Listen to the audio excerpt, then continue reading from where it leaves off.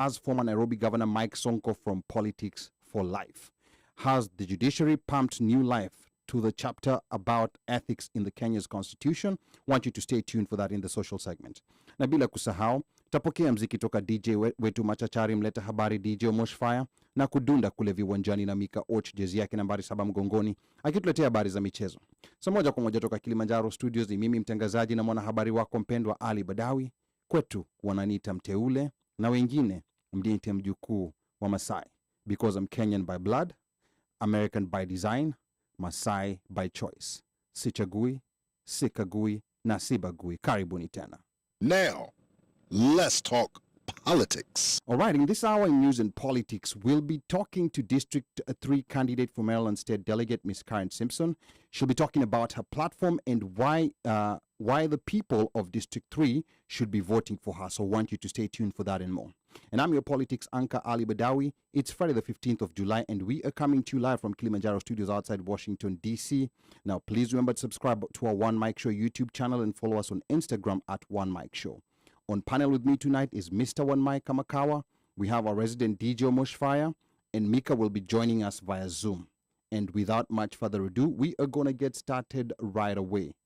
Now, the year 2022 happens to be an important year for Kenyans living in the U.S. Now, for the first time, we shall be voting in Kenya's August presidential elections.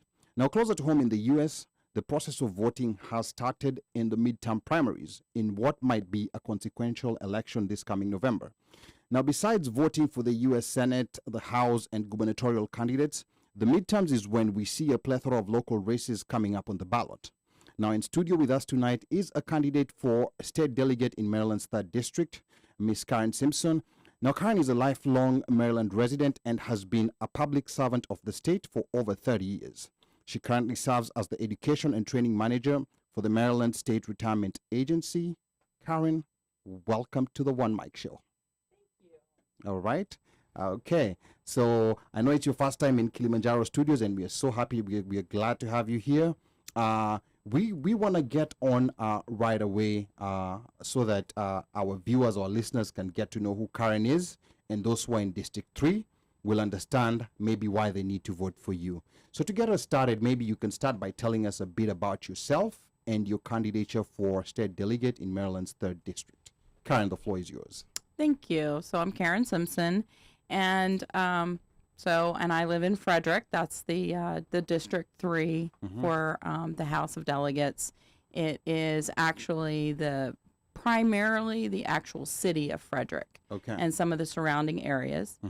And so I have, as you mentioned, I work for the state of Maryland, have done so for the past 30-some years. I am running because I'm a domestic violence survivor.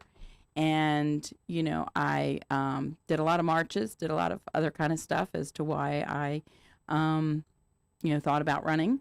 And so you go to these, it was actually a racial justice march in which they said, hey, if you're here and you're an advocate, which I had been an advocate for many, many years for women and children, then you are probably should be running if you're not happy. If you are attending protests because you're not happy and you want things to be different and you're frustrated, then you should run for office. So like any normal human being, I figured that sounded great. So I went to find somebody to go and support instead of myself.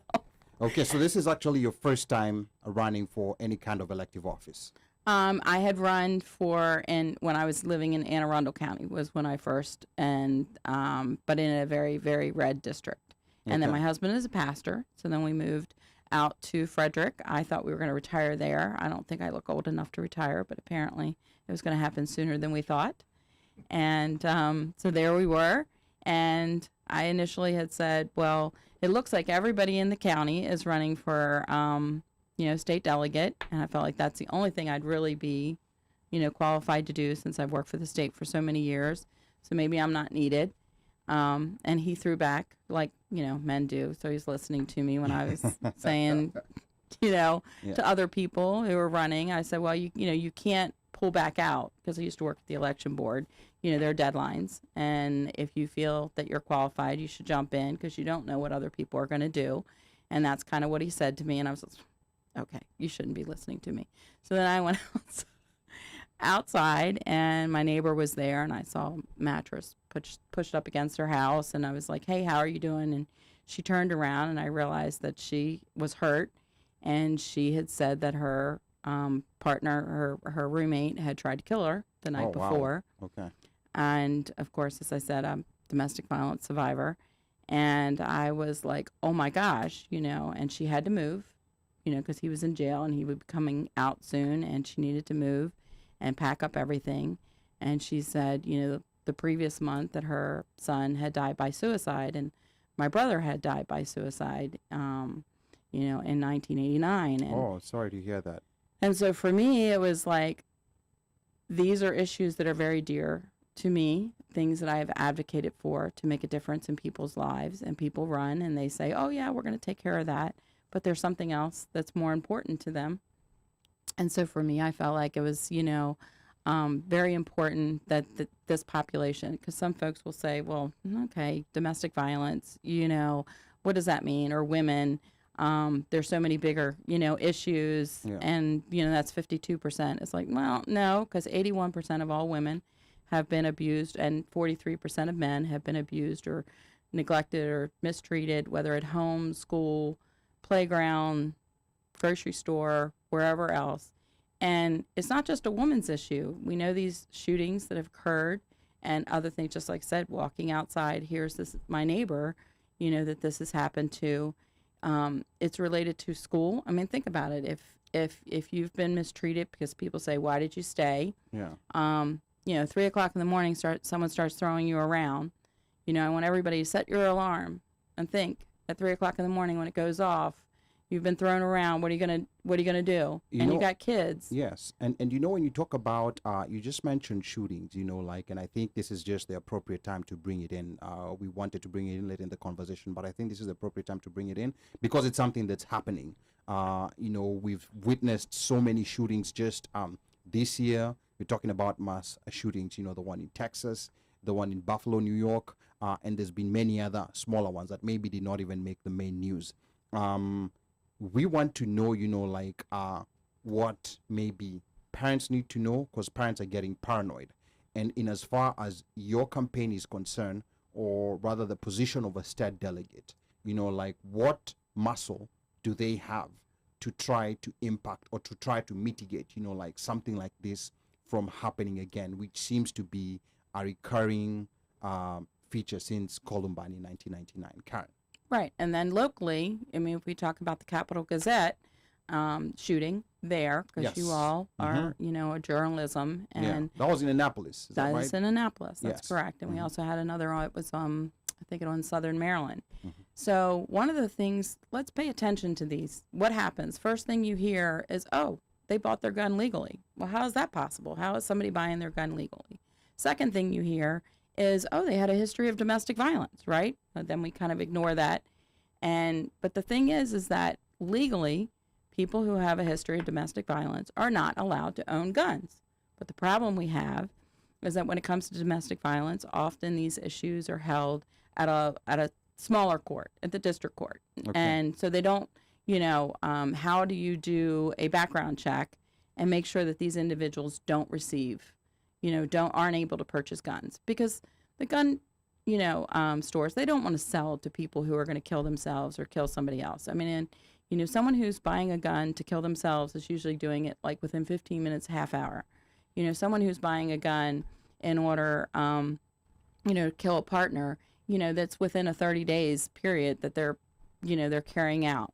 Look at how many of these individuals, it was a domestic violence, whether they shot their mother or their grandmother or somebody else, and then moved on to shoot people in the community. Yeah, but where does a state delegate, get in? If, I'm a resident in District 3, I'm thinking about the shootings that have been happening, where does a state delegate come in as far as your platform is concerned, or what you can possibly do?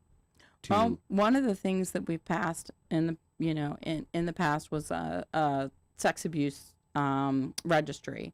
And one of the things that I think is really important that we need to pass is, whether we're going to call it a domestic violence registry or if we're just going to call a harm self or others registry. We know that there is a period of time in which, we need a way make sure that these individuals do not get guns. Red flag laws are nice, but you're still relying on the same people who are just trying to survive. So we really need to make sure that the system is able to track these individuals and make sure that they're not able to get lethal weapons that can kill all of us. Okay. Bottom line, we need to have a better attitude and response towards domestic violence. I mean, it really isn't something that came, that we started even talking about until the 70s, because women, were treated as, many people actually treated as property, and all of this is actually, groundwork. Our laws work the way they are intended, which is certain individuals have greater rights than others. And we can, if there's a roadmap, right? Anytime we have a roadmap, you can follow that roadmap back and be able to make it more equitable and a better society. Yeah, and I think that comment that you made, it's very interesting. I had it from a racial context when you say that the laws are working as they were intended.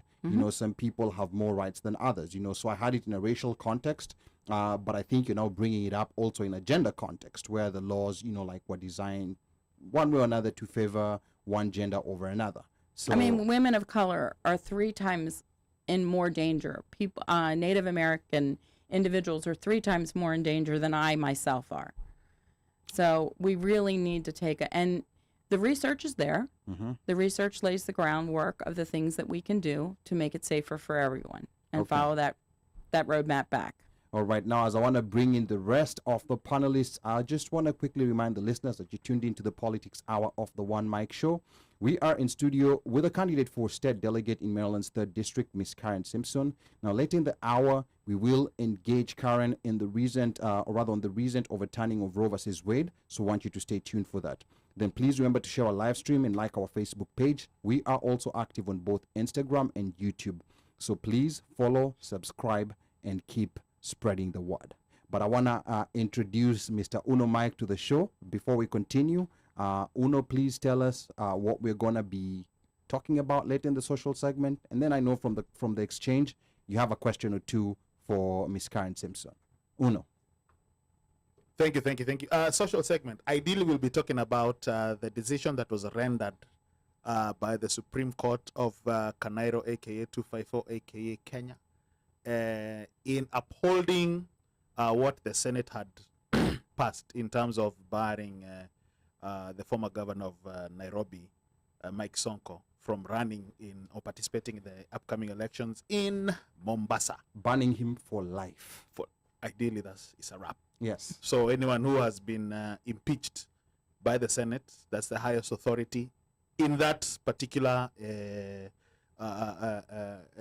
session. Yeah. Don't even bother trying to manage my challenges. Yeah, and I think Kenya is going through an interesting juxtaposition with the U.S. because in the U.S., most of us saw our first impeachment proceeding.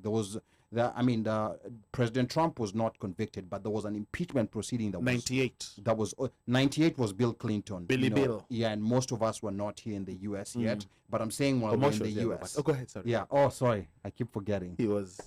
Omosh was here. Yeah. So anyway, but that's a story for another day. But it's interesting that we saw the first impeachment proceeding here in the U.S. and, people were making comparisons, and contrasts. And in Kenya, this thing of impeachment is new.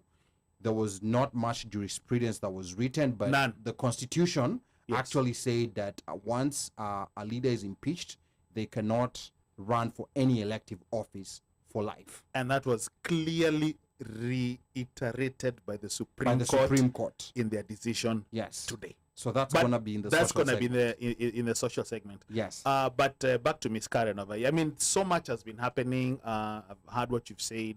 And I think, and I guess, there's some people who over there in Maryland right now are wondering, District 3, what does that cover? Who is in District 3? Who is not in District 3? And because before we started the show, Ali over here, and they were trying to figure out what are the boundaries. So maybe you could tell us District 3 covers what, and if you guys were affected by the recent, not demarcation, what's the word? Redistricting. Redistricting that happened that actually changed it changed certain I guess districts, like, because it happened to Thomas where it was District 6, now it's District 8. Also known as gerrymandering. Oh, that's the one. Maybe you could Okay. educate the Marylanders who are listening. Okay. So, and Ali and I spoke about this. I think the best way for someone to know where they live and what district they are is to go to Maryland Elect, MD Elect. And also you could just go to the Maryland election board and it'll tell you where you are. You put in your address and find that out. That is the best way to know where you are. There's always going to be redistricting. That's required. That's not necessarily gerrymandering. Gerrymandering, and I'm not saying it doesn't exist, but that is related to trying to make sure the people who are currently in office, making sure that they stay in office. That's where that comes from.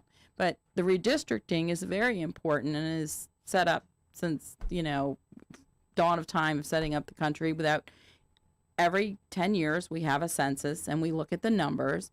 And Frederick is one area that continues to grow. Other areas shrink, and therefore they start seeing how it goes so that there's more equality in the numbers of everybody representing the same. Now, it is kind of funny because when you started out, a representative would, represent like 1,500 people. Now they're representing like 6,700, 1,000 people. Which is completely is a lot of folks. Yes. One of the things we talked about, why is it 3 districts as opposed to individual districts? Individuals, people feel that it would be equal if you knew that this was your representative and have single member districts. Yeah. But it wasn't supported by everyone in the General Assembly, so therefore we're still have our 3-member district, which plays into Frederick and District 3. We weren't District 3. We were District 3A and 3B. And I was in 3A, which had 2 representatives, both women, who, one is moving on to run for Senate and the other retired. And then there was 3B, and which is not uncommon, is when the reason they get split up is when one party has, doesn't have the dominant, then they'll split it. There's your gerrymander. Okay. Okay. All right. Where they'll split it off. Well, the last election in 2018, and a Democrat won 3B. So it's pretty predictable that 3A and 3B would be combined since all of them are Democrats. Okay. But then what they also did is it's not completely just a perfect mesh. They didn't just say, like you were looking at, they did shave off part of B, 3B. So it is a little bit smaller. But for the than it would have areas, been. but for the names that people know, like Frederick, like what area does your district cover? Just So by Ballinger names. Creek, it includes a little bit of Urbana, which is what we talked about. Not all of Urbana. It has a little bit of Iamsville, and it is pretty much the city, mostly the city, and then District 4 surrounds the rest of it, and then there's a little piece of Frederick that includes the District 2. Okay, so it's not the whole of Frederick, Maryland. No, Okay. it is definitely not. It's a much smaller. District 4 covers a larger area, but less, it's about the same amount of people, but it's a much larger area because it's all over outside of the Frederick City, but Frederick City has the larger population. So. Okay, thank you so much. Now I wanna also bring in Omosh to the conversation. But before I do that, I wanna welcome all our listeners. I can see Slay Odwor Kamakawa yuko hapa, Yakobo Simba, welcome. Sambaza Podcast, Stephen Batty, thank you so much for tuning in. And don't forget the convict. Yes, and of course the convict. We can't forget him, DJ Tucha, who was put on Facebook jail Because of playing that's why we're music calling him on convict. YouTube. So Yeah. don't panic. Yes, don't worry. I about it. wasn't Yeah, worried. he's in Facebook jail. Concerned. Yeah. I had the other side. I was kind of like, why are you guys calling this poor guy? and who had the trial? Well, Mark Zuckerberg and his that people. one. Yeah. And his The judges. the judges, the juries, and the executioners. Yeah. That's just what they do when you play music on YouTube. Mm. Something that we've learned the hard way. But I also see, like Washeke Ndirangu is here. Washeke said NRA has fought for years to make sure the loopholes stay. So very important comment there coming from Washeke. And Washeke father says That's why it's important for everyone, especially immigrants, minorities, to participate in the census. And that was in relation to what you were talking about previously. So DJ OmoshFaya. Hey, welcome to the show, Karen. Thank you. So I guess my question also, well, I have a couple, but I'll start with, so you say that Frederick is, the district has been divided such that it's not all of Frederick. You have parts of Urbana in there, and then you have the larger area outside of, say, Frederick City, right? Okay, let's make clear. Frederick is a county, so we're talking about a county. It's not all of the county, but it is all of Frederick City. Oh, it's So, all of okay, Frederick all of- City. Okay. okay. It is all of Frederick. Like, so when you're saying Frederick, like, do you mean the city or do you mean the county? Got it. Yeah. Got it. That's what I meant. I meant, Okay. yeah. Good thing we clarified. Where does Hagerstown fall into this? Does this fall Hagerstown is in outside? Washington County. That's a whole different county. That's so a whole different county. So okay, so for those of us who drive through, we're always like, oh, okay, Frederick, Hagerstown. We always think they're like the same place. And I used to drive down a lot to Hood College, and I know that's definitely in Frederick. But does that fall within Frederick City? No, not. Hood College is Yeah. directly in the city. Oh, okay. What about the other university that's out there? Is it Mount St. Mary's? Mount St. Mary's. Yeah, Trying to think of it. It's not in my. that's I outside. don't. yeah, I don't think but it's still in Frederick. Okay, it's still in Frederick. Okay, so yeah, so some interesting geography that we're learning today, and I think it's important for people to go online and just take a look at the maps. and see where you fall. Just like Karen told us. And those of you who participated in early elections, I think it ended yesterday, right? 14th. It did Yes, Yeah, early voting. Sorry, not early voting. Early voting ended yesterday. in Yeah. Maryland. in Maryland. Yes. In Maryland, early, yeah, and I did participate. So I know some people who in here who did not participate in early Well, they voting. still have time. Well, but because you that's can. that's not me. But yeah, The they're election saying- is on Tuesday, Mhm. so that is fine. And also, if you have a ballot, please make sure that you either drop that off at a drop box or drop that in the mail. And you can also go to any of the local election sites and drop it off there too. Okay. All right, Mosh. cool. So No shaming. So in relation to the delegate or the position that you're running for, how does that affect immigration and immigration rights for immigrants within Frederick? So for let's walk back. So the state delegate position specifically. So you have the federal, you have state, you have county, and then of course I'm in Frederick City, so there's also a municipal. Okay. Okay. So sometimes the federal money you'll hear, they provide grants and they usually will filter it often through the state. The state itself, so any state agency, any agency that anybody with, whether they're native born or not, are would have to deal with. So the roads, right? Whether you can Correct, get point A, point B. If you're an immigrant and you don't yet have transportation, then transportation is going to be involved. Schools, we don't directly deal with the specific, there's a relationship between the county and the state, but any of building schools, so if you are in a particular area that has a lot of growth and whether or not we are, building new schools, providing as you said, or, I work for the state retirement agency, all the teachers' retirement, is what I do because that's a state agency. Some of the other things is I have a very dear friend who wasn't going to decide to be a part of this, who's in the corner over there, who has their hiding. Yeah. Exactly. Who brought me to this. She, recruited her to be my campaign manager, knocked on her door, and next thing I know. So she has her own small business.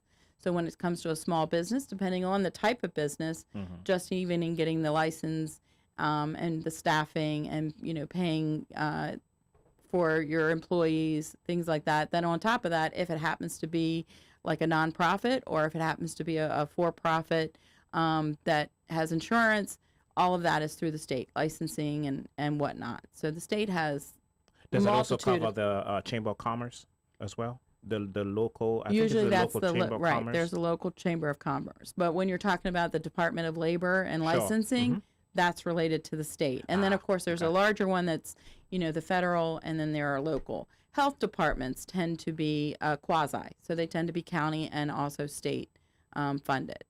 Okay. So social services, any of that, food stamps, housing, all of that state related. Cool. And, So and those are the day-to-day things that affect people every day, more than the things that hit the headlines in the news, which I think a lot of people, especially most of us in immigrant communities, do not understand. We sometimes I just think we ignore it. there's an element of ignoring it, Yeah. and I think there's an element of also some people not knowing what they don't know. Like for example, like if they see a pothole in their neighborhood, they're just thinking it's just gonna get fixed. They don't Joe know Biden, where to they think go. it's Joe Biden. Yeah, or maybe they're thinking it's Joe Biden who's supposed to fix it, or their Infrastructure congressperson. bill or whatever. Yeah. So But I think we've talked about this, and I think this is the proper and perfect definition of politics being local. Yep. This right here.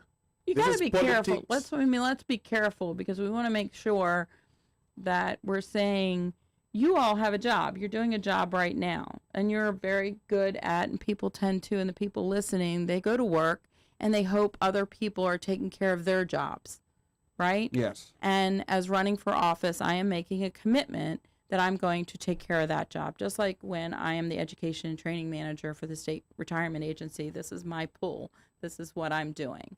So in fairness, I don't think every single person has to know what is being done. You need to be able to have it available. I agree, if I don't have a pothole and everything is great, that's fantastic. I mean, when it comes to government, it is supposed to be large enough that it is taking care of. The whole point of government, the whole reason we develop it, is so we can get away from the classism, even though it's still built into our system, correct? But the whole point is to get away from the classism so that the things that we can afford collectively, that's what we are affording. Government is too big when it's doing stuff that, private can do, but we're still not there. I mean, there is still stuff when it comes to schools. That's why schools is a public, service. It's cheaper to provide collectively. Our roads, if we all had to,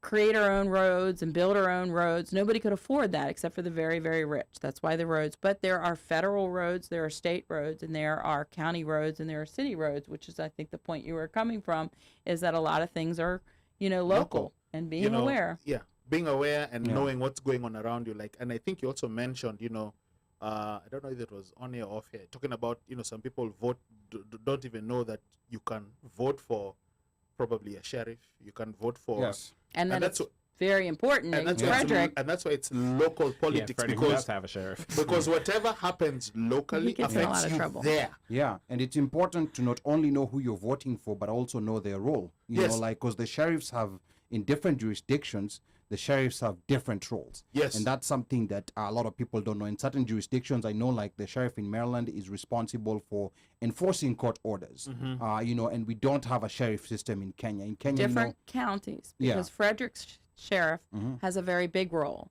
Most areas, the sheriff is strictly, providing summons and things like that. But that's the issue with Frederick, is that our sheriff is very controversial. Very, very. Yes, and, Very and controversial. Frederick is one of the areas where Frederick County is one of the counties in Maryland where the police department can deputize an immigration officer, meaning they can stop The you. sheriff, let's be careful, because Yeah. the police department is separate from the sheriff. The sheriff, and we're not going to say bad people's names, but the current sheriff, yes, has deputized ICE to, and for immigration and the 287G, which we want to get Yes. rid of. So it's not any police who can ask you for your papers in Frederick. It's mostly the sheriff's department. And that even can do then, that. you Yeah. have rights to say, they have to have a purpose to ask for these things. Okay. I mean, they've gotten themselves into trouble, but as long as people are giving them things that they're just like getting out of a car or searching your car and, these types of rights, as long as people are agreeing to them, then Then Right. they have carte blanche to do it. right. Okay. And those are the things that, it's important to know. That's why I was saying, when I say local, that means you need to understand what's going on around you. Civic education. Civic education, knowing Situational awareness. and also knowing what Their is within power. your exactly The what's power. within your power, Yes. what's Control. within your what rights, what you can do. Yeah. how you cannot be bullied. Yeah, and as we want to bring also Micah on this conversation, Micah has been patiently listening on Zoom. For the viewers, like who are listening to us, I know you're digesting a lot of information. I just want, like you to drop a quick comment. We know there's some states where the primaries are complete. We know there's some states where they're coming up. So just quick comment, whether you voted in the primaries or if you didn't. If you voted, say, yes, I voted. If you didn't, just say, no, I did not vote. And when we're doing this because there are people who are now tuned in. Maybe they're not even aware that an election is going on. And I sometimes can't blame them because people have been very turned off by the media. I know of people who no longer, like watch TV. They no longer watch news on TV. They just are turned off by a lot of things that had been happening. So and the election got moved. And the election, Maryland's election got moved. Yes, Yeah, it did. Maryland elections got moved. Kind of too. hard to know when the election is. If it moves. Yes, And don't forget, some of your children are about to be voting age, if not voting age. Yes, Okay. if they are 17 years old and they will be 18 by the time of the general election, which is the 8th of November, they are permitted to vote in the primary. in the primary. In the primary. They do not have to be Huh. 18. Yes. They do not have to be 18. They have to be 18 by the November. the Yeah. general election in. So don't. So if the election Wow. is November 8th and they were born on November 7th, 18 years ago, they can They can vote They now. can vote in the primary. Like the primary. silent person's child in the Oh, room. Yes. Okay. All yes, right. the silent person is. Yes, they. I have had several actually The silent volunteers person whose is called kids- Kate, but Yes. we won't mention her name. Yeah. No, we won't mention her name. Yeah, we won't mention it. All right. And then we have here Slay saying, can we have planning to vote option? That's also a good option to have. And I think everyone can go to vote411.org, or Ballotpedia. There's so many websites where you can just type in your address and it will give you a sample ballot. It will make it so easy for you. Mimo Koinange, welcome to the show. Mimo is saying these types of conversations should happen in every state. OneMic show. It's very educational, especially for the diaspora community. Thank you so much, Mimo Koinange, for that. And we're asking even the people in Texas, in Minnesota, we want you to have your own OneMic show. I mean, you can be creative with a name and give it a different name because we know there are local issues there that are important to the people in all those other states. And then I want to go to Micah right now. Micah has been patiently waiting. I'm sure Micah has a question. Micah, say hi to the viewers and the listeners and tell us what you think about this conversation that we've been having here today. Micah. Party people. Can you hear me? What? Mika's not there. Okay, all right. So we're gonna try to get a hold of Micah. We're gonna try to see if there's an audio issue. But while we're doing that, Roe versus Wade, that's been in the heart of people's conversations the last few weeks, especially from when the leak came out and it was known that the Supreme Court was gonna rule to overturn it. So I want you to just tell us in your role as state delegate, because now the focus has come on state legislatures across the country, because what the Supreme Court basically said is that this has been thrown back. It did not necessarily make abortion illegal across the country, but it said the state has a right to make it illegal. And previously, from the Roe versus Wade ruling back in 1973, no state could make a law to make abortion illegal. So, in as far as the state delegate position is concerned, first of all, what's your position, and what is it that you're planning to do to protect these rights that were taken away? Karen. So for Maryland does protect a woman's right or our right to have an abortion, and it's basically based on body autonomy. Let's make very clear, I'm sure there are listeners on all sides of the aisles. This is a spectrum of, people who are totally against abortion and people, feel that it should be, legal under all circumstances. And I understand that. We also should be mindful. Everyone should be mindful. No one decides they want in their bucket list to have an abortion, right? Yeah. Nobody says, man, I want to grow up and I want to have an abortion. Nobody. Okay. And when we get into, there was a time that I went through my process with, should it be in all cases? I mean, I am a rape survivor.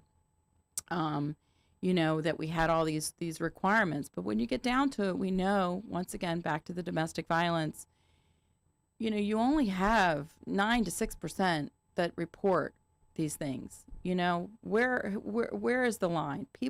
Women have to have, individuals have to have their own body autonomy. If you don't have your own autonomy for your own body, what is there? You know, that's part of why so many, and I think folks don't understand, it's not that everybody wants to have an abortion. It's just that this is my body and I should be able to make my own decisions and not be stopped. And that's why there are many women out there that don't even want to get into stories about being raped or being, you know, or molested or what age and things like that. Because in the end of the day, it should be our choice, our body. Okay. You know, because it's going to affect our livelihood and our time. When it comes to the state legislature, it's making sure that it's accessible, not just now for Marylanders, because these other states that we know, you know, are nearby, you know, are restricting it. Therefore, individuals may need to travel here. And the question is, do we have enough services and what do we need to do? So quick question, you know, not to interrupt you, but I say the states nearby that are restricted. What are examples of those states? Are you talking maybe of maybe Virginia or West Virginia? Because I know those are the states that are closer to And us. I think, yes, and it's very important to also make sure that we're very clear that we keep hearing all the time, I keep hearing on the trail, well, we don't have to worry about this in Maryland. Every year in Maryland, there are individuals who get elected and put forth personhood bills. There are county level people who are elected and try to put forth personhood bills and try to restrict. And this is not about the child, because nobody is putting forth wanting to provide prenatal care. They're not putting forth that they're going to take this child and take care of them. This is all about power and control. Okay. It really is about body. This is a medical procedure. I could sit here and give you and tell you about the time I had an ectopic pregnancy, you know, and all of that. But really, when you get down to it, this is a decision between someone and their doctor. And my fear, my biggest fear, is that so much of this is people who are so angry and so hateful that, you know, almost every single woman, you know, has had a miscarriage, you know, whether they knew it or not. I mean, when it comes down to it, you don't need your neighbor assuming or reporting on you and having. Some of these states are very scary. You know, some of them are talking about, you know, being able to hold accountable a doctor in another state. So as a state legislature, we need to make sure that we are protecting our doctors. And I know we have a lot of viewers from Texas. You know, Texas has It's their very own notorious. plethora of issues regarding this. And DJ Tucha says, for the everyday person, it might be too much to put all that information together on who to vote for and when. And we're going to get back to DJ Tucha's question, but now we want to get to Micah. I think we've reestablished our connection with Micah. Micah, go ahead. Hi, good evening, ladies and gentlemen. And to our dear visitors, thank you for coming to the show today. I think for me, what I wanted to say has been mentioned by my co-host before me, but I would just like to give you a chance and ask you a simple question, like, why should people vote for you? Very simple. Why should people vote for you? District 3. Are you listening? I think the most important reason to vote for me is that I am accessible, and because I am approachable, and because I have knocked on 23,000 doors, and each and every time, it's not about being the Karen Simpson show. It is about what is important to you, and because I have that experience with the state, that I am able to quickly figure out, you know, the best legislation is constituent legislation. When, you know, somebody says something is important and something happened and you see that there is a roadblock. And I think that's what I'm best at, is solving problems and fixing them and serving people. That's what I've done all my life. That's what I hope to continue to do. So it's, I think in the short of it is that I am a good listener. And I'm also, like I said, my brain just kind of works a little wonky. Starts going, okay, that's this, and this. And I have those contacts and I have those relationships. So if it's not something that needs to be done through legislation, I can also make sure that people are in touch with where they need to go to fix things. And that's what I've been doing on the road since I started knocking doors. Okay, so you've heard. And now when it comes to the actual voting process, there's quite a number of Democrats who are running in District 3 of Maryland. And I looked at the ballot, like there's quite a number of them. Mm-hmm. And then there's a part that says vote for up to 3. What exactly does that mean? And does it hurt you? Because when I just look at the English text, it says you can either vote for 1 or 2 or 3. If you don't want your ballot to be spoiled, if you vote for 4, then it becomes a spoiled ballot. Correct. Yeah. So you can't overvote. You can't undervote. You can undervote. So I think that's important for people to understand, because I think some people get confused. Now, the question is, if I decide to vote for Karen and I decide to vote for John, let's just give a random name, and I decide Thankfully, to vote he's not on the ballot. Yeah. Good. And then I decide to vote for Jake. Well, don't keep naming names.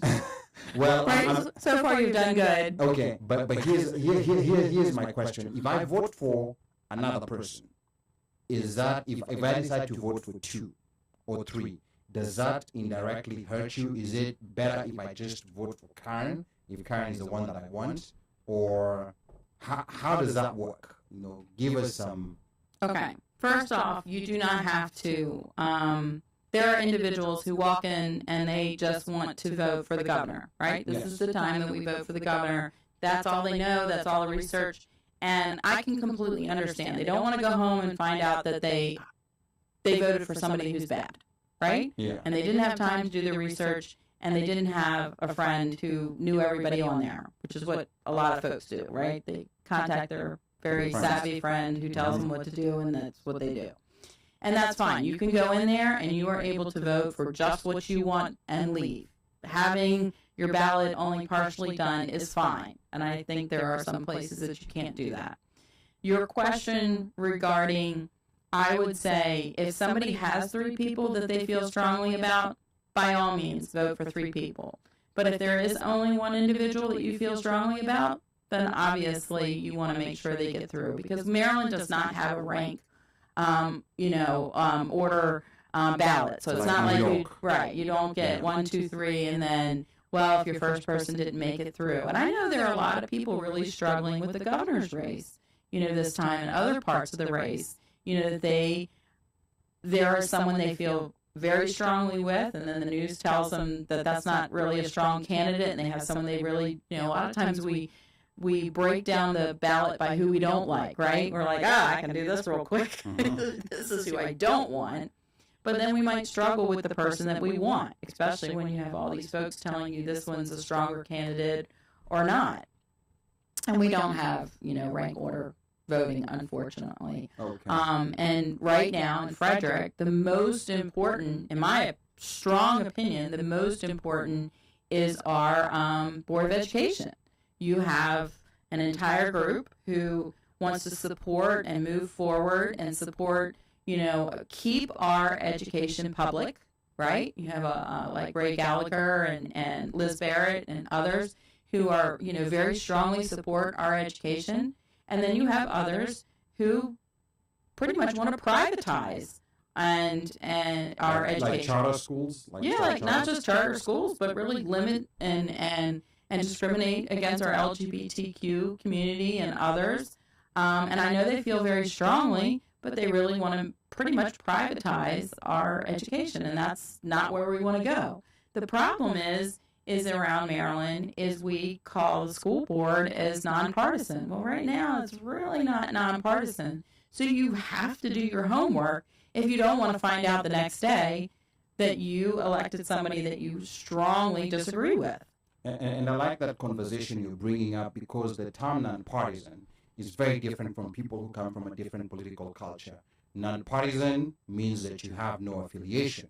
But I think nonpartisan in the American So like an electoral independent- context, it just means that you don't have to declare your political party. It doesn't mean you don't have to. You can't declare it. It's not indicated on your ballot. It's not So indicated you on the do ballot. not. No, it says it's nonpartisan, but it's not nonpartisan. Those people have parties. They didn't give up their party. They didn't. They still would be Democrat, Green Party, Yeah. or whatever else. It just doesn't indicate what their party is. So the ballot doesn't indicate, but you can privately go and search, the database and find if they're registered to this or that party. You really can't find out unless you're really running what somebody's party is, unless they've run before. Okay. But you can see where their stance are and what their positions are. Okay. And I know, like in Frederick, our Central Committee has done a very good job of making sure it's very clear, who are the Democrats. Okay. And then for the statewide elections, is there any endorsements that you're giving? Is there any particular candidates you're aligning with the gubernatorial race? We have a state for, I think, the controller, I think the attorney general. There's quite a number of statewide races. Have you aligned? Is there any particular campaign that you feel strongly affiliated to? Do I have people that I love that are on the ballot? Absolutely. Since it is wonderful when you run, you do get to know a lot of folks. Mm-hmm. I have really concentrated on my own race because when you endorse someone, you take their friends and you take their enemies along with it. And I am really my concentration. That's how I've gotten to 23,000 doors, is to really concentrate on the people that I'm speaking with and finding out what's important to them. Wow. So I would prefer not to. That's a good political answer. I love it. Yeah, she's actually, for our first time politician, she's doing it. Yeah. I mean, I don't really think, I know there are some that go into a lot of the endorsements. I think there are a lot of people I really like. Obviously, my family knows exactly who I like. Okay. And there are still some I struggle with, yes. Okay. All right. I want to remind the listeners that you are tuned into the Politics Hour of the OneMic Show. We're in studio with the candidate for state delegate in Maryland's 3rd District, Ms. Karen Simpson. Now, as we wrap up here, she will be telling us why you need to call your friends who are in her district and ask them to vote for her. So I want you to stay tuned for that. Then please remember to share our live stream and like our Facebook page. We are also active on both Instagram and YouTube, so please follow, subscribe, and keep spreading the word. But before we continue, I want to go to Micah because I want Micah to tell us what we are going to be talking about in the sports segment. I heard there's some fireworks there happening. Micah. Water. So, thank you very much, Ali. Today, literally right now, what every Kenyan is doing right now, they have their eyes on their TVs, on their phones. Everybody is wondering if the fastest man in Africa is going to be competing today if they had a meters hit in Eugene, Oregon. I just want to tell people that he landed around 4 hours ago. Mm-hmm. He's been resting. He's at the stadium. He is ready to go. He's just warming up. Did you see him? Did you see him? Did your people tell you he's there? Meters. Yeah, he is there. But what time is his Where heat? What time is his heat Eastern time? His heat is going to be at 9:50 p.m. 9:50 p.m. That's going to be at 6:50 p.m. in Pacific time. So that's going to be 6:50. It's okay. That we'll end the show by then. So no, we'll multitask. We'll multitask. Sorry, I said that on the air. Yeah, and I think Karen, you're gonna realize that that people from Kenya, we're very big on sports. We're very big on sports. Not only our sports back home, but American sports too. We watch football, we watch basketball, and for the first time, Kenya is known for long distance running. For the first time, we have someone who could potentially become the fastest man in the world in the sprints. We're not known for the sprint, so this is very exciting. There's the World Championships happening in Eugene, Oregon. So all Kenyans are very excited. There was some drama And the World associated. Games come up in Birmingham. Yeah, in Birmingham too, in the UK. There was some drama associated with this as the US Embassy delayed the visa, and the talk in the town was saying is that the Americans don't want a Kenyan to beat them. Sabotage. It was sabotage, but yeah. But that's part of what the conversation is going to be sticking about. with I knew there was something because Kate kept saying she's going to, she could outrun me. And was saying I never volunteered to run. So I took Well, there you go. There you go. Now you know. running Now you know now. what it is. You're running now. You're I running. am, but Yeah. she's talking about we're in a parking lot. I'm like, Yeah. No pun intended. Yeah. right, no pun intended. I was just curious. Again, politics is local. So I'm curious from your position in regards to, let's say, what's been going on with, the January 6th hearings and where's the most laughing? I was clearing my throat. You're clearly just laughing. But anyway, how important are they? But let's tie that into voting in Frederick, in District 3. Because I think all this, as much as it's happening on that level, there's a trickle-down effect in the lower level. Yeah, there's a candidate who's running for governor who supported people going to the insurrection, but we're not going, In Maryland? Yes. Oh, snap. Yeah, well, See, snap. I that's- figured you were yeah. going there, but I'm not going there because I'm No. running for state delegate. So let's not get distracted. I do think that we have to make sure there's a civil discourse, right? I told you that I marched. There's a way that we can be civil to say and to write letters and to communicate and get to know people, But then we all know there's a line between when you are having a civil discourse and when you've crossed it. We've all been there, right? Yes. It's not even just local. It's in relationship, right? Whatever, if you're in a friendship, you know when you've crossed that line. Well, it's the same thing when it comes to the government, when you are trying to make a statement. And I would say to anyone who is listening, if you are listening to this and you've been an advocate and you feel strongly in the same thing that I said, there are things you are not happy with the way they're going, I strongly encourage you to run. If you are a Democrat, there is a program called Emerge Maryland that, is seeking, it's just for women, sorry guys, but, that it will train, well, because the guys usually have somebody who says, hey, come on under let me show you how.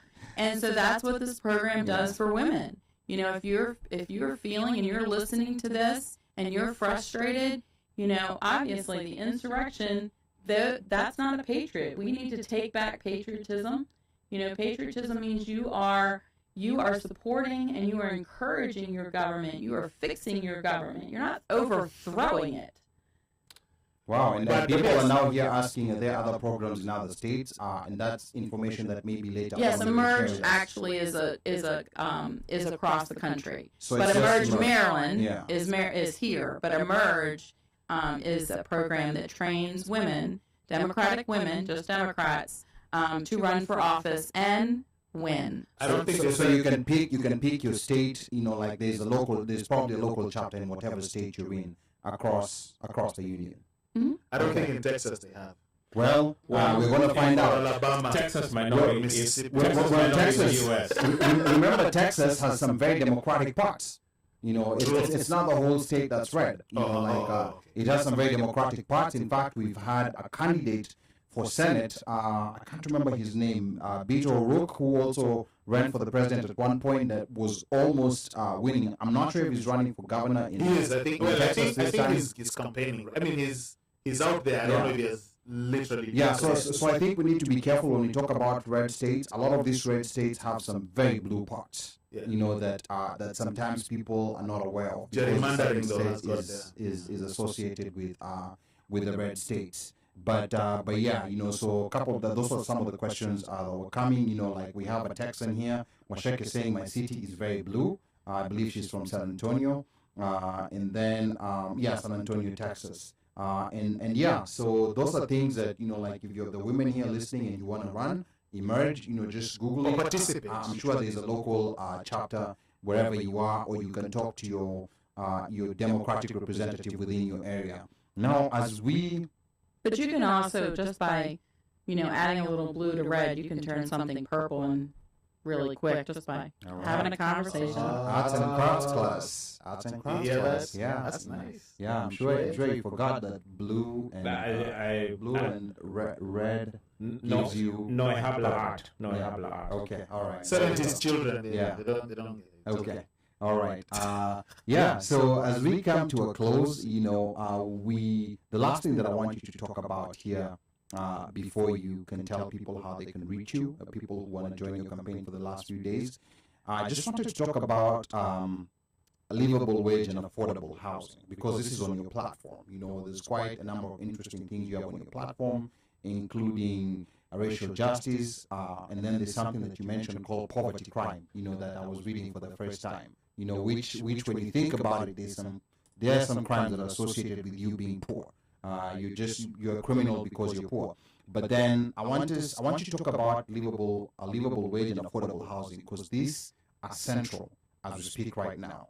Inflation, the economy, and people no longer being able to afford rents where they're living. What is it as a state delegate you're going to do to mitigate that? We know Frederick is one of those places that used to be where people would go if they wanted, like lower cost housing. Not anymore. More bang for your buck. Not anymore. Not anymore. After they got the golf courses, that was it. Yeah. So yeah, I mean, and Frederick used to be so far. I just remember there was a point when it used to be so far away, but now it no longer is. You see him? I'm not banning golf courses. You're going to get me in all sorts of trouble. But that's what happened to Frederick. That's not true. It's a little bit more complicated than that. Yeah. It's that Montgomery County continued to grow, and people couldn't afford to live in Montgomery County, and they had the 270 to be able to whiz back and forth, and then everybody else figured it out. Nobody can whiz back and forth anymore on that. We have to stop criminalizing poverty. Point blank. And we know this is older than all of us. This is deep rooted in racism, where there was a time in which people were living in the same communities, but then they were providing white people with being able to buy houses much cheaper and move out, and we ended up we had lots of very vibrant cities that were able to flourish, and then we're not, because all of the, and you started with food deserts and things like that. So when it comes to housing, we have to make sure that we are very deliberate in providing housing in which people can afford. One of the issues you just mentioned, when it comes to Frederick, people used to live there and be able to. What I hear knocking doors, both for the elderly, and also we have 37%, what they call is the ALICE, the limited income. These are people who are working, right? Let's make it very clear. They are working, they are paying taxes, but they are not making enough to receive any type of services, and they are literally one bill away from poverty. So if you have 37%, what's our percentage of poverty? We always talk about them. What about the ones who are actually Poor. Yeah. Right? Mm-hmm. And what are we doing about that? We need adequate, we always talk about climate, right? We say climate is really important, and we want to make sure that we take care of our earth, because this is what we have. How can you have a climate plan, a green energy plan, that doesn't include public transportation? We know that that is also rooted in racism as well, is that we want people to get around, but not really get around. And Frederick is a problem when it comes to public transportation. It is a big problem in Frederick. And let's face it, we see you guys are over here. I was over here before I graduated from, Paint Branch High School. When you can jump on the metro and get here, there, and everywhere, why don't we have that across Maryland, right? As long as you have highways, why can't you get all the way up to Deep Creek Lake and all the way down to Ocean City? The problem with public transportation, especially even commuter, is we like to have this, well, it only goes on this time, right? Well, if you've got kids or you have anything else, you have a doctor's appointment, you're going to have to be driving in, right? If it only brings you into the city in the morning and takes you out at night, that's not going to work. Public transportation is only good if it's available when you need it, every time that you need it, then people are going to use it. At an affordable cost. Right. It's an affordable cost, Some of the other things is, you buy a house, and that house is, worth we have inflation right now. You buy a house and then 10 days later they give you the tax bill and say, hey, but guess what? Your house is now X number of dollars, and that's what you're going to pay on. Yeah, we got all those letters. Right. What if you're paying on it all this time, and then you go to sell your house? Oh, no. By the way, your house is no longer worth that, but you've been paying on that. Yeah. Does that make sense? And that's why when we talk about gentrification and all of that, people can't afford to stay where they are. We need to talk about that.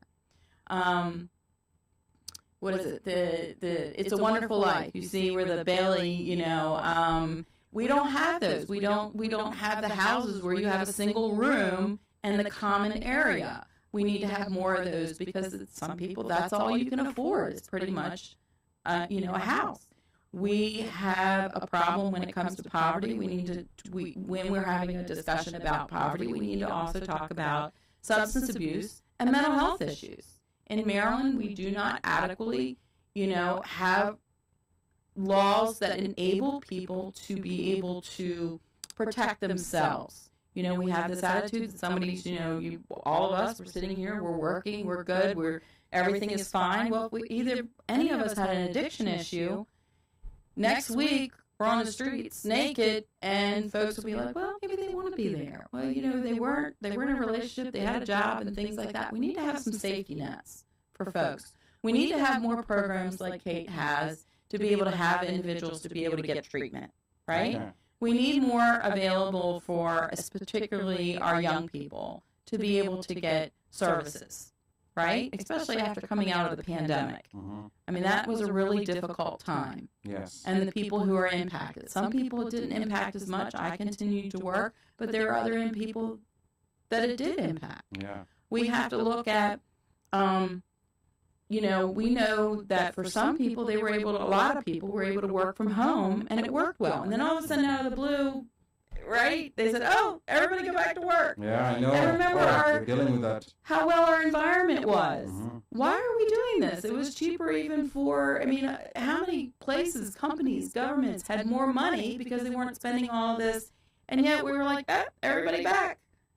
And we're back to congestion. We're back to all this. In fact, I heard in the state of Virginia, they lost 300 employees, because the new Republican governor, asked people to go back to work. Yeah, and because we've now tasted the convenience of working from home and the higher productivity, so people don't want to go back to work.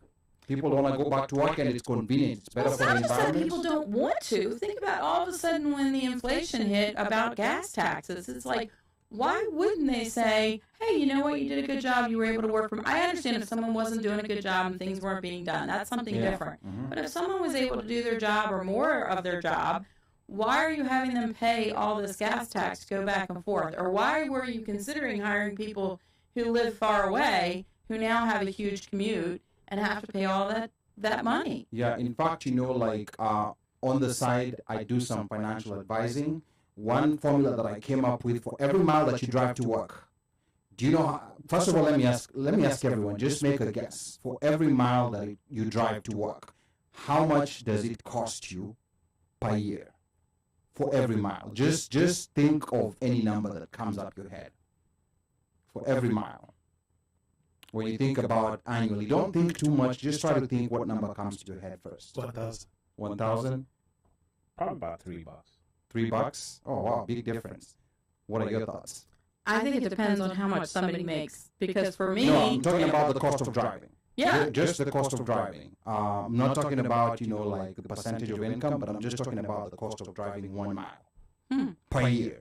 Because let's assume you're going to work 5 days a week.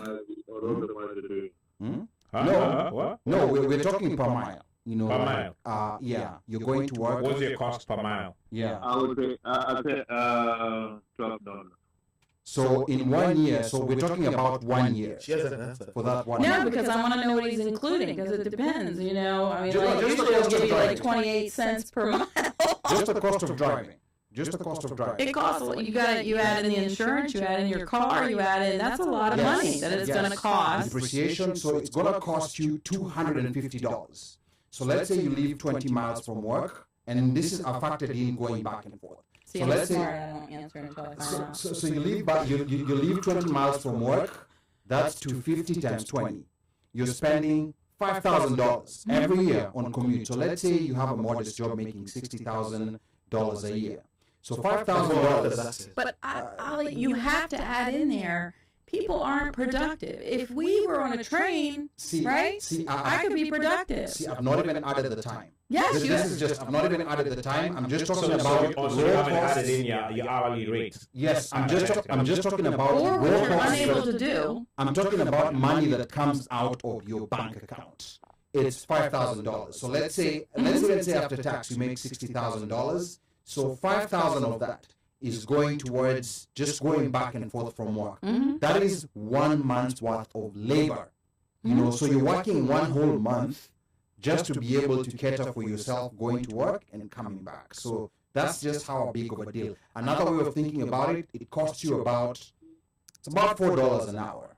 You know, like before you start including other costs. Because remember, when you go to work, you buy lunch. There's so many other costs. Yeah, that's it. Lunch, clothes, the way you dress from home. So it's $4 or $5 an hour. Coffee. Yeah. So someone who's making 25 chai, someone who's making $25 an hour is actually has less money than someone who's working from home. Then add the childcare. Yes. So those are just some of the things that working from home made, and people don't realize how much money it costs. But it is what it is. But let's spin it. The whole point is, if we don't have these types of discussions, then we don't start thinking out of the box. When we're so afraid to have conversations that are difficult, and we choose not to have those conversations, nothing changes. And that's why we continue to elect individuals of a zero politics, because we feel comfortable. But if everybody's not comfortable, then we need to start having those conversations. Because in the end, you say this is depressing, but if a year from now we pass legislation and now more people could work from home, more people are saving that $5,000 plus the amount of their salary that they're going back and forth, plus they're not having to buy all the expensive clothes except for their Friday night when they go out and are having fun, then how is that discussion now? Where's the music? And by the way, also politics being local, we have somebody here running who can actually make sure that it can happen. Why not? Okay, and Slay is saying they don't know how I've saved money on my hair. All I need is a bonnet. Just pray that the boss does not request a Zoom meeting with video on. So yes, so people have been saving money working from home. So as we wrap up, Karen, you know, there's so much more to talk about. But before you do that, there's a comment here I have to read out. Sure. From Slay Odua. Can we clone her so that we can get a duplicate of her running in Texas? Wow. I have to read that. Okay. I wanted to read that. In Texas? I would say whoever said that is probably already my clone, and they just need to run. Oh, Slay. That's a challenge. Emerge.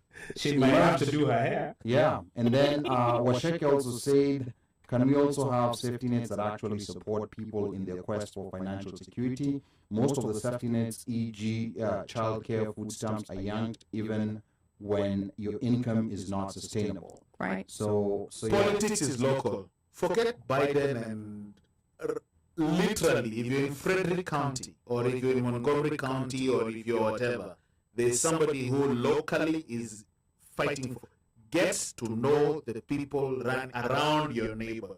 So if you're in Frederick County, look out for Karen Simpson. Just go there, talk to her, reach out to her. You'll give us the District 3. Just to share a story about when it comes to childcare. I was living here when I had my son, and I was working in a residential treatment, and I actually worked from 2 to 10, and I went through so many childcare providers. I hope my childcare provider's not listening right now, but so many different childcare providers, because they would all say, 2 to 10, we are okay, we're fine, and at some point in time they would be like, why is your kid with me? I'm not working anything different than anybody else is. I just work at a different time, you know? And the financial, you know, the amount of money, the percentage of the income when you have a child that's under 2 is unbelievable. And I'm not saying it's not worth it, but if you can't afford it, and once again, that's something that impacts more women. You know, we still one of the reasons that I continued on this track, like I said, half of the county is running for the same seat. There's 7 running for 3 seats. One of the reasons is we had 2 women that were in these seats. We're not even, we're only at like a 40, we're not even at 52% is what we have of women in Maryland. And we're not there. The most places, there's just not enough women in local government. And it makes a difference because they don't talk about these issues about the child care that mostly affects us, or the time when you're taking care of a child that you lose that salary. And we are, for many, a primary breadwinner. I'm the one that provides the insurance to our family, through my state job. So we really need more, no offense, guys, adore you all, but we really need more women. And we didn't. And that's why I stayed steadfast. I said, well, we don't want to lose these seats in Frederick. Well, you may have just inspired one of the women here. She's already recruited a campaign manager. Washeke says, Slay, I'm your campaign manager. So, yeah, and this is just how it starts. Next thing, we're going to be seeing Slay in the Texas State House fighting for, all these things that we're talking about here. So, yes. Politics is local. Yeah, so Karen, how can people reach you? You've inspired so many people here. What's the best way in which they can contact you or get information about you? Since the manager doesn't want to talk, but let Karen... Yeah, I would say talk to my campaign manager. The manager is managing her situation. Yeah, she's managing. She's in the corner. She's managing, not wanting to manage. She's managing her management. She got me here. Yeah. Okay. That's good. That's a good. There start. you go. Yeah. So our website is Karen for Maryland, the number 4. Karen 4 Maryland spelled out MAR. Post that. Yes. Mm-hmm. And same thing with it's gmail.com. Same thing. If you put that into Facebook, it's going to come up. And I do respond. I will definitely respond. And then of course on our website, you can contact me through there as well. Okay. All right, Karen, we want to thank you so much. There's, of course, a lot more that people wanted to talk about, but we appreciate, your time here with us. And this is it for the Politics Hour. I want to thank, of course, Karen and the whole panel for their contribution, but want you to stay tuned for more coming up. Now, remind viewers real quick what we're going to be discussing in tonight's social segment, because people are waiting for that. Social segment, Sonko, Constitution, Supreme Court, and IBC and all that schmiggerish, man. Okay, all right, so that's going to be in the social segment. Want you to keep it locked and stay tuned, and please remember to share our live stream and like our Facebook page. To those streaming on YouTube, this is the point where we say goodbye, but you can come join us on our Facebook live stream. We do not want to get sent to YouTube jail like DJ Tucha was sent. We don't want that to happen to us. So we're not playing the music on the YouTube stream. Tucha is a convict. Yes, but please remember to like, subscribe, and follow us on all our social media handles. Keep spreading the word. Mimi ni mtangazaji wenu Ali Badawy aka Mjukuu Masai, and you're still tuned in to the OneMic show.